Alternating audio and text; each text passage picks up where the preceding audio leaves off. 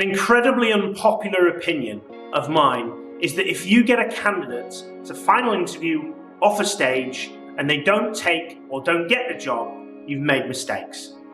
Now, there's elements that are outside of your control which you would be able to argue. But if you get an offer to a candidate and those compensation numbers aren't the right level for that person to accept, and that comes as a bit of a wild card, you've made a mistake. If you get two candidates to final interview and they'll both get rejected, you've made a mistake. If anything happens at the late stages of the process and you're missing out and your clients aren't getting people secured, even if your candidate takes a counter offer, you have made a mistake. The reason I say that that's unpopular, because as recruiters, we like to blame our candidates and we like to blame our clients for the mistakes that we've made during our process. I recognize completely that there is an element of lack of control from our perspective. But as recruiters, we have to ask the difficult questions. We have to have those tough conversations with our clients and with our candidates to ensure that we get the right information so we can influence the decision. And if that candidate we don't think is going to take that position, we're able to articulate that to our client. I'm not saying this, yes, Alex, I'm perfect. I never get a candidate to final stages and they don't take it. What I'm saying is that if we work on that element of our game, we will then be able to secure more profiles to then have happier clients at the end of the process and equally happy candidates too.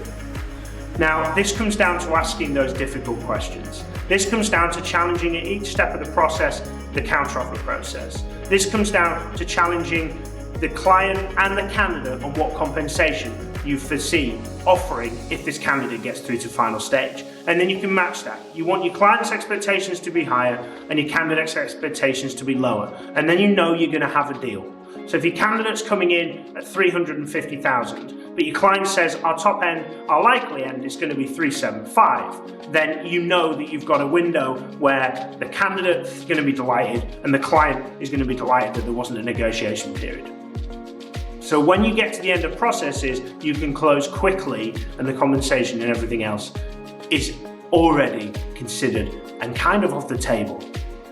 We've got to make sure that the roles, the positions, the attractive nature of the organisation, etc. is right for the candidate, and you're assessing that all the way through. And then when you get to the end, it's about making a yes decision. It's not about going away and thinking about it. It's not about considering relocation. We're challenging every obstacle during the whole process. And that's what I'd like to hear from you, to see you doing, is making sure that your counteroffers are not getting accepted because you've already discussed it all the way through, that your candidates are accepting offers when they come in and you feel that the negotiation process has become verbally before everything's written down.